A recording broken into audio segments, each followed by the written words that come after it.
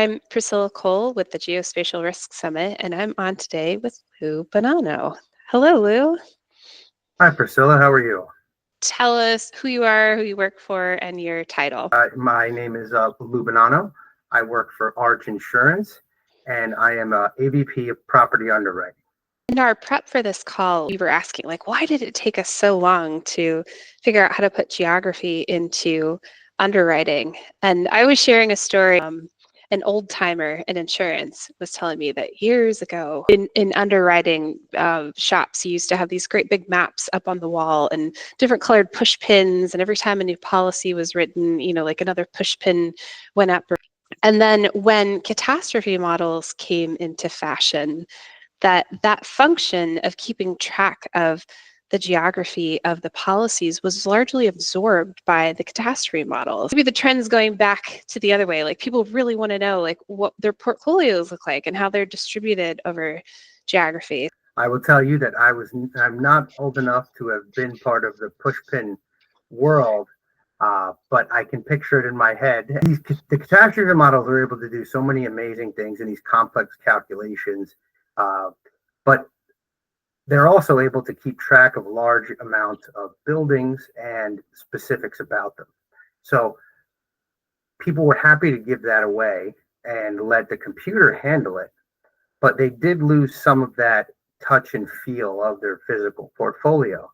Yeah. And it's very hard to picture what something looks like when it's all inside of a computer.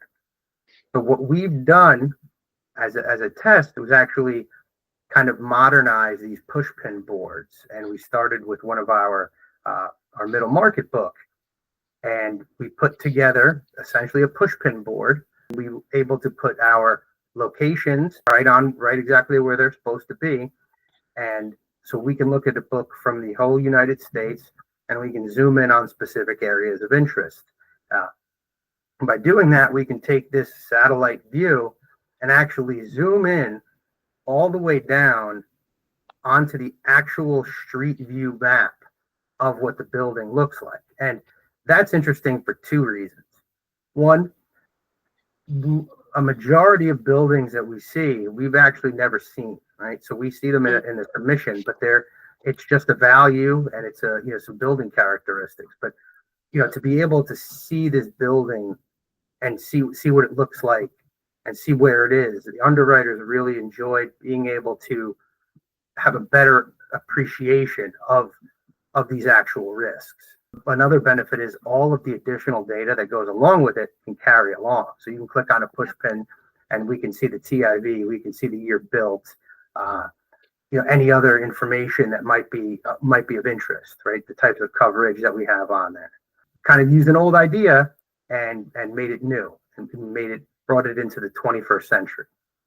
Yeah, and it's just so interesting once you have this layout of all of your information spatially. You can think about all those additional layers you can bring in and see on top of that. Satellite imagery and roof conditions, you can see, kind of before and after the properties are, aging or deteriorating, the state of maintenance, the list goes on and on and on of the different types of data layers that you can bring in to get insights about what's happening in your portfolio and where those risks are sort of building up and changing over time.